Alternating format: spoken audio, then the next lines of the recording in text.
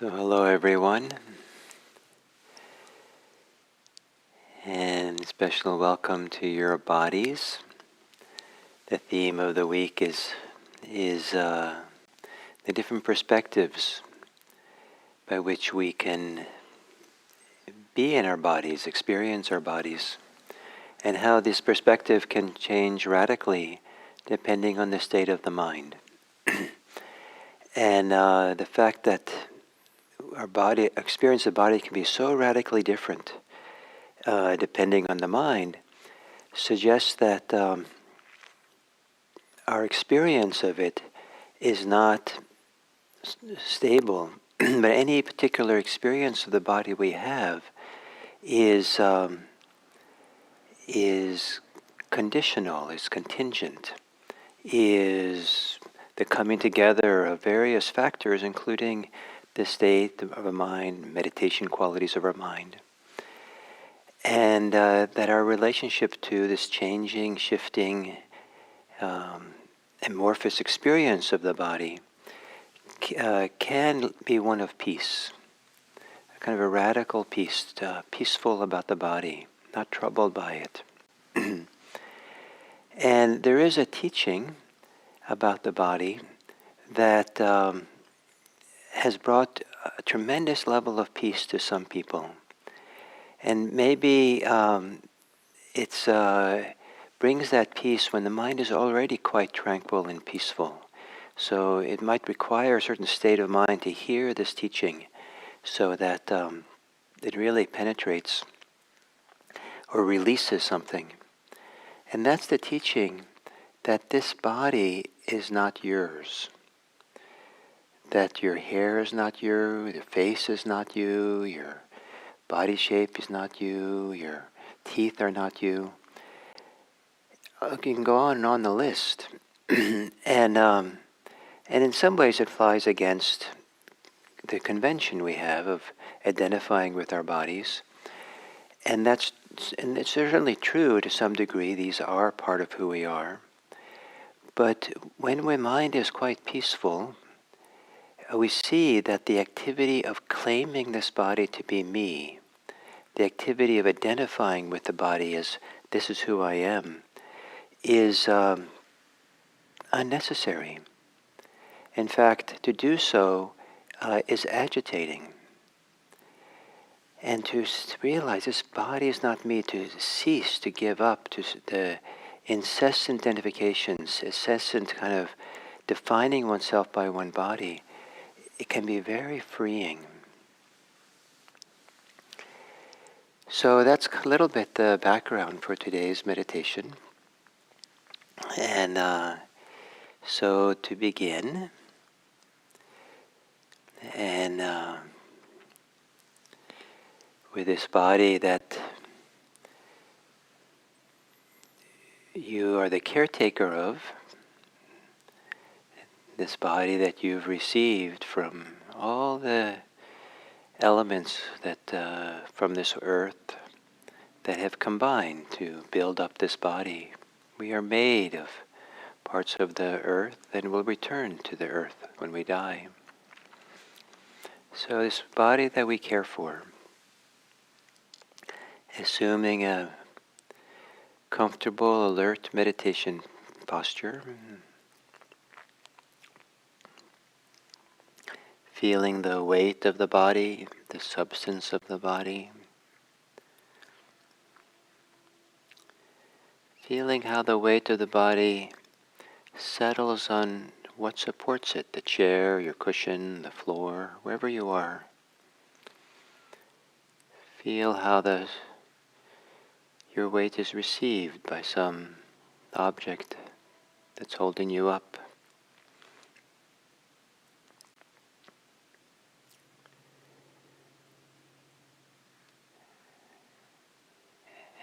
And lower the gaze of your eyes to 45 degrees down.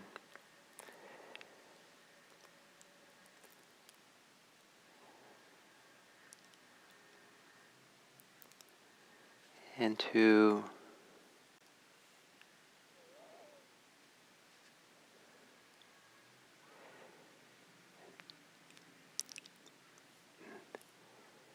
And then gently closing your eyes.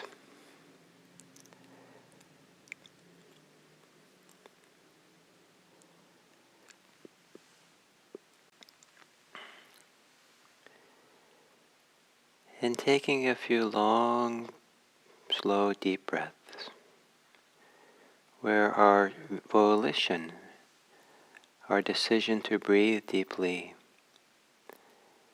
is directed to the body, inviting the body to take some deep breaths and to relax on the exhale.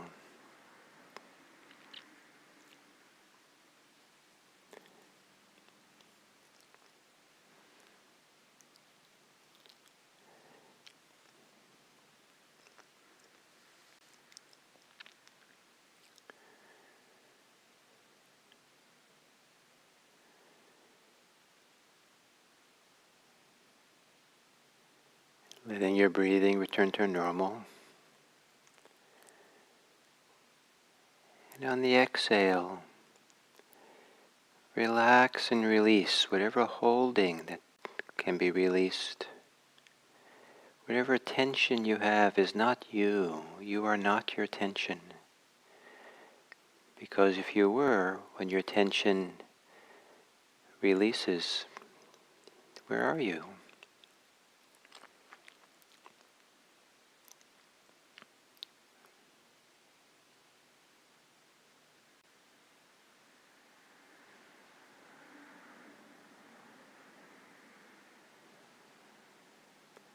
Relaxing the face, the shoulders, the belly, the arms, the hands, wherever you can relax. And as you relax, see if you can, the same place that you relax, if you can feel like you're relaxing into peace or tranquility.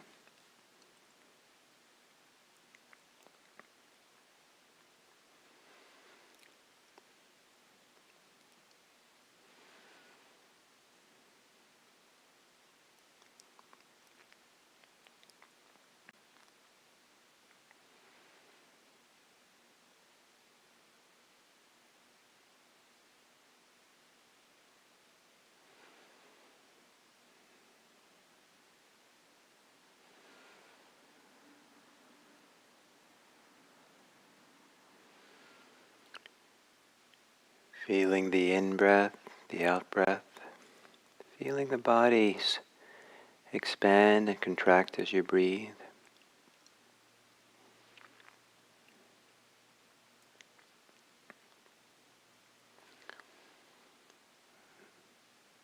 In a sense, you are not your inhale, because if you were, then you wouldn't exist on the exhale. You are not the exhale. But the inhale and exhale is where you can relax and focus, ground yourself in the changing nature of the present moment.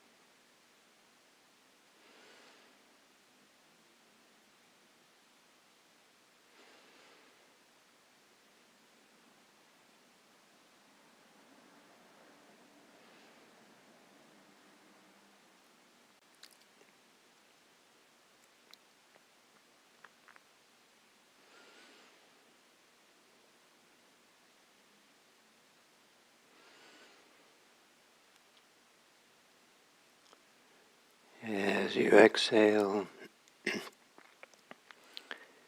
see if there can be a letting go of the thinking mind, letting go of thinking, a calming of that thinking mind, a settling of the mind.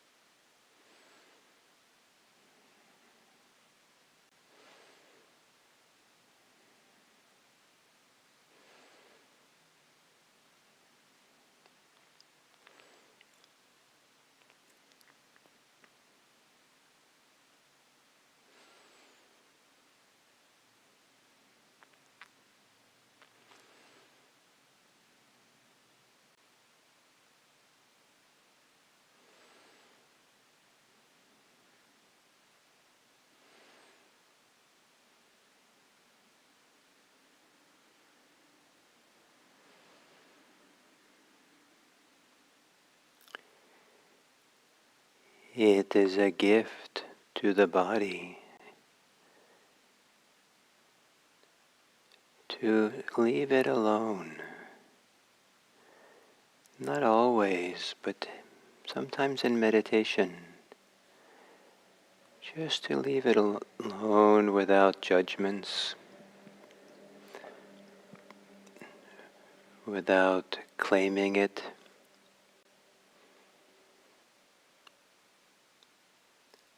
as mine or me, without being at war with it, opposed to it, wanting to fix it and change it, just leaving the body alone to have its own experience.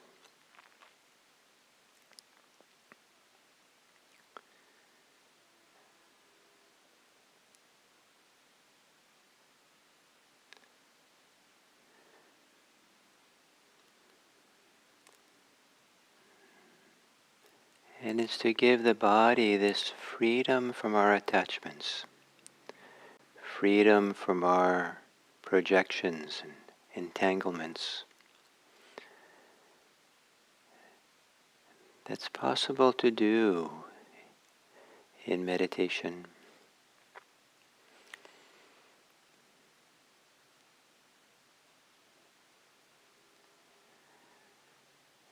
Especially if we can have insight, understanding that this body, changing, shifting body, is not you. You are not your body. You are not your face. You are not your eyes. You are not your hair. You are not your feet. You are not your legs. You are not your torso.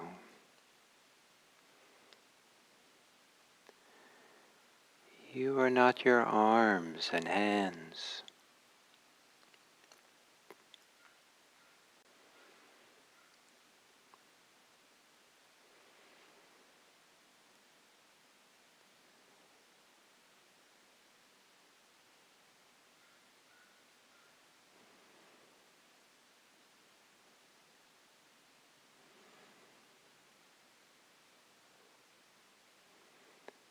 And as it's not you,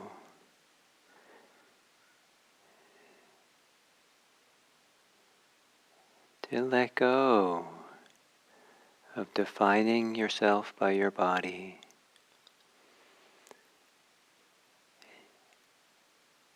Frees the mind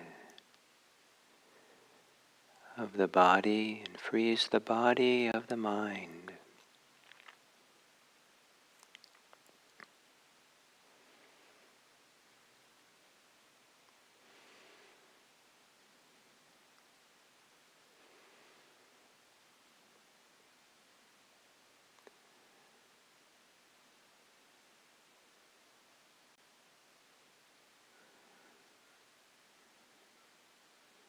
Letting go of all identification with the body, so the body can have its own experience.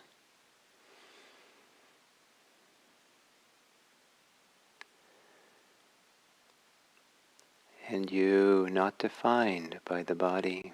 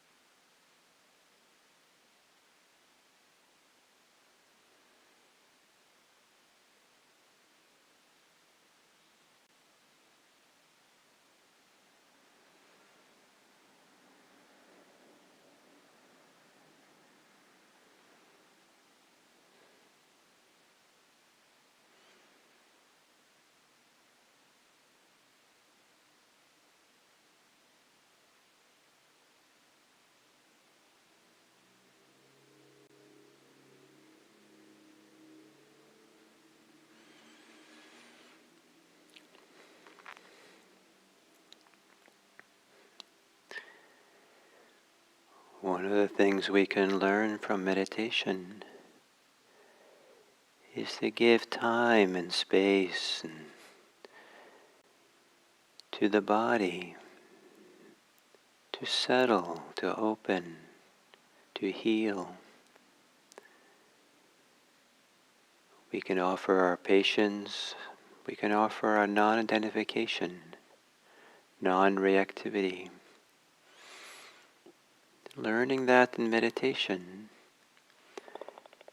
is a training for doing that in our life with other people. To give others the gift of space and time, our patience, our non-identification, non-reactivity.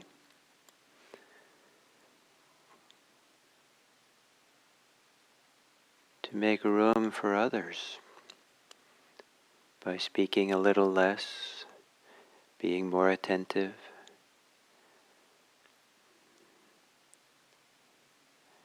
being quieter, stiller, just so we can take in and feel and sense others in a deeper way. And maybe the gift to them is that they can relax and feel comfortable, feel safe, feel heard and feel respected. May it be that what we learn from meditation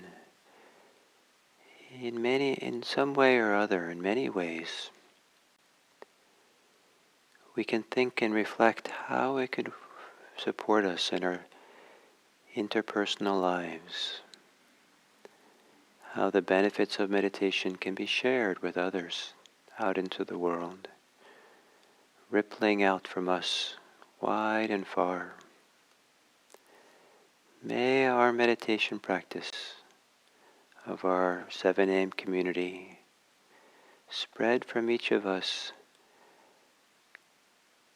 into the world to support the happiness of others, support others to feel safe, support others to be peaceful, support others to be free. May we live for the welfare and happiness of everyone, including ourselves.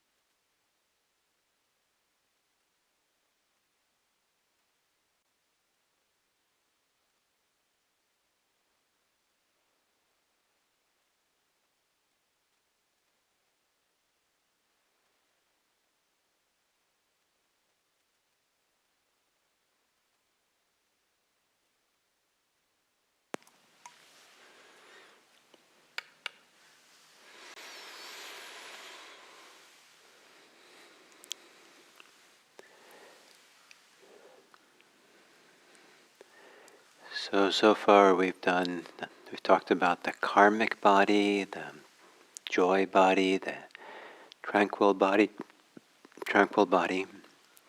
and today I want to talk about the insight body.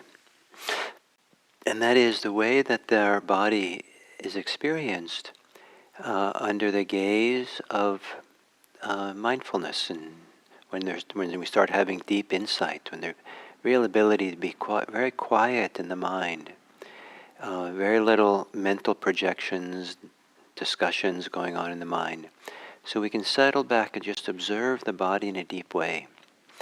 To observe the body unencumbered by our ideas of the body, unencumbered by our preoccupations, our fears, our judgments of the body, to kind of clear the sight, or the inner sight, the mind's eye, to perceive and sense the body um, in a in and of itself, and and so it's a careful sensitivity to the changing fluid quality of the body's experience of itself.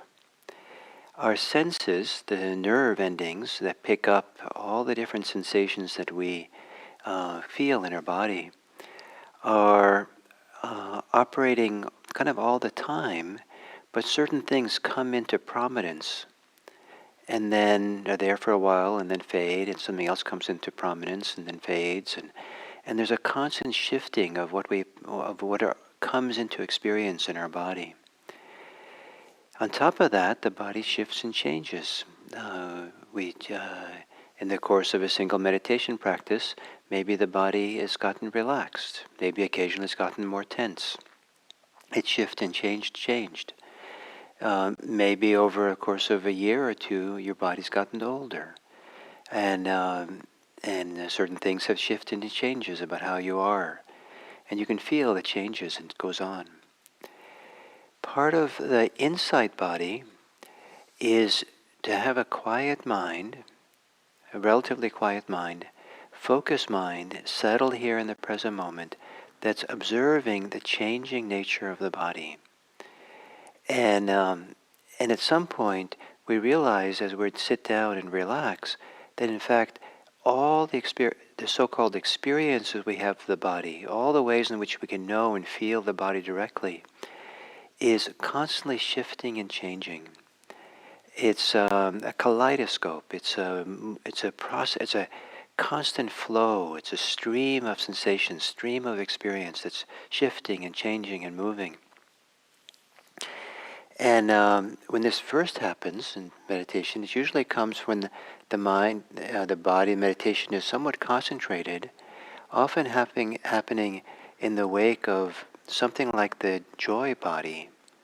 There can be a lot of joy and settledness, maybe even some peace, that comes first. And that allows the mind, the thinking mind, to quiet more and more. And the advantage of that is the thinking mind then is not projecting its ideas onto the body. The mind has a lot of ideas, some of them which are not so accurate. Ideas of permanence, like this is always going to be this way. That I'll always be this way, and the body will be unchanging. And then the body changes, sometimes suddenly in an accident or something, an injury. Sometimes it's slow and gradual. And I've been blessed with being able to sit cross-legged into my old age, but I have wonderful colleagues, deep meditators, wonderful meditation teachers, who started this way when they were young, sitting cross-legged, and now they sit in chairs. And it's fine to sit in a chair, but it's an example of the body changes, and so we're kind of there to feel and sense and adapt ourselves to the changes. But the changing stream of experience, when it's an insight body, is not the changes that we see over an extended period of time, but rather it's kind of like looking at a river and seeing that the surface of the river, the current, is constantly shifting and changing and flowing. And so at some point, this body of ours, without the projection of thoughts and ideas that we overlay on it, begins to reveal itself in kind of its native capacity, native expression, which is all this changing, fluid, moving field of sensations that the nerve endings take in and process.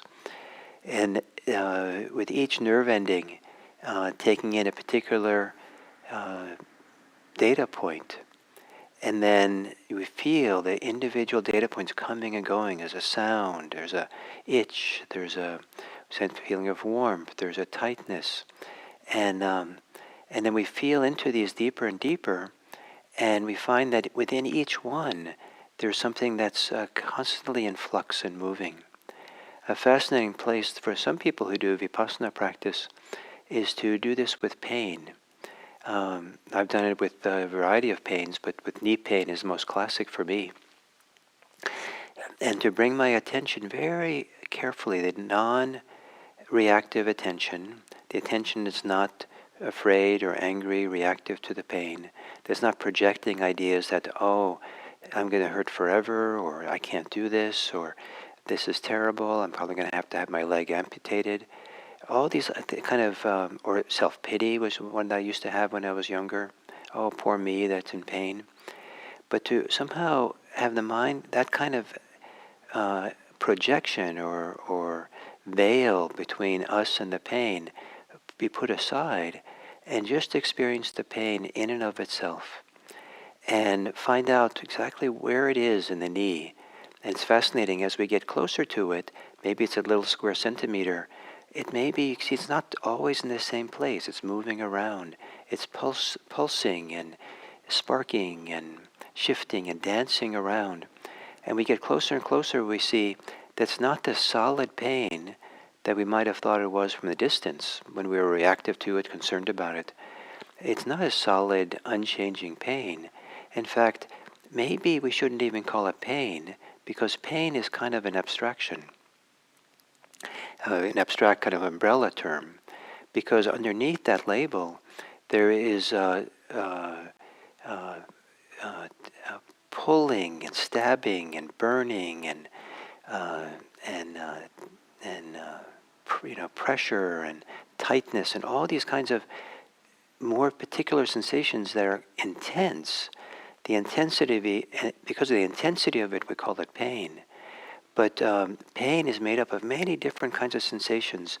Not every pain, but the different kind of pains we have are made up of different sensations that are intense.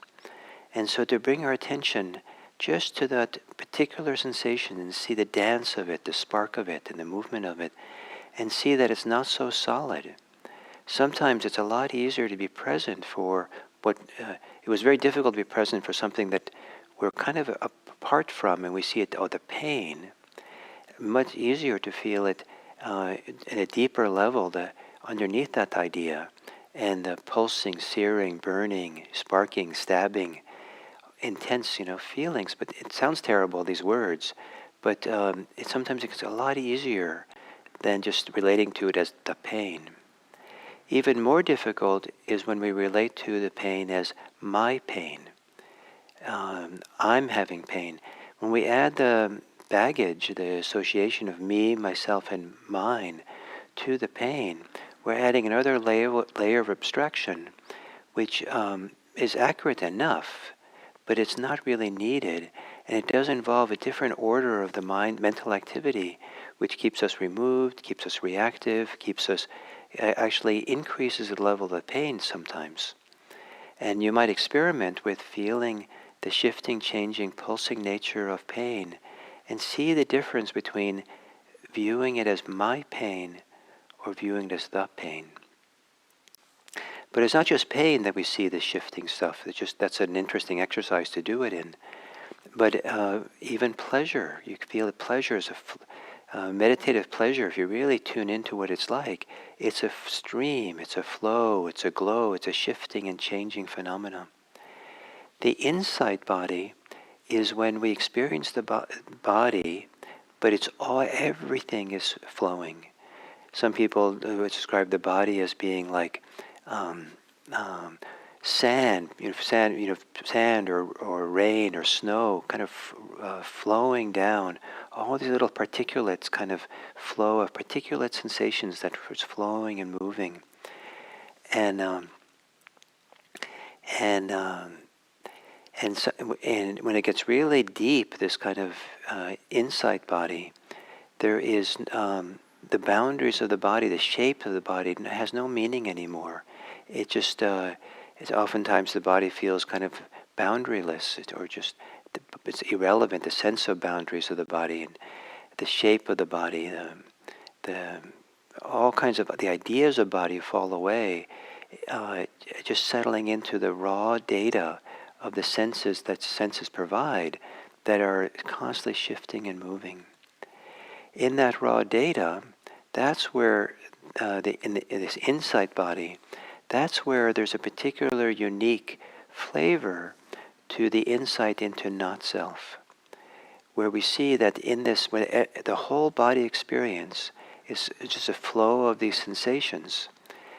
Any one sensation we clear, that's not myself. If that was the case, when that sensation disappears, I would disappear too, in a sense. But you realize that's not the self. That's not the self. And this freeing up of the movement of the mind to this is me, this is myself, this is mine, is very freeing for the mind, very relaxing and peacemaking. And so to begin recognizing the not self of this whole field of the body, sensations as it flows, is part of the insight body. And part of that insight body also is then to realize that any clinging to it is pointless or is painful, is not really necessary. And it's kind of like if you put your hand, it's the waterfall of water coming down, and you put your hand in the waterfall to grab some water. You might get a little bit on your hand, but you're done. But it all gets squeezed out, and you can't really grab a whole bunch of, handful of water. And so you realize this movement of grabbing doesn't work. And so this insight body is, when we're seeing this radical nature of change, is a powerful way of learning not to identify with our experience and beginning to have an experience of life without the filter or the burden of identification. And it's a powerful lesson in the possibility of non-clinging, that the things we cling to are unreliable, unsatisfactory, that it just brings more suffering to cling. And to see that for oneself when we're sitting in the insight body, then it's obvious. It's not a logic, it's not rational, it's not because you've reasoned it out, not because you read it in a book. It's so clear and obvious. This is how it is. And that's the direction that insight meditation is going. Someday, really beginning to taste or feel this insight body that is, again, a very different way of experiencing the body than the karmic body, which tends to be the one that solidifies and it carries the burden of all these projections and reactions and identifications that we have. So the insight body. I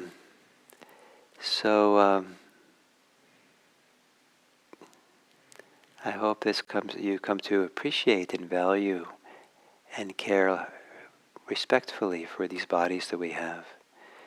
And by not identifying with as being mine, it is also your part of this universe for you to care for. Care for your body, care for yourself. Thank you.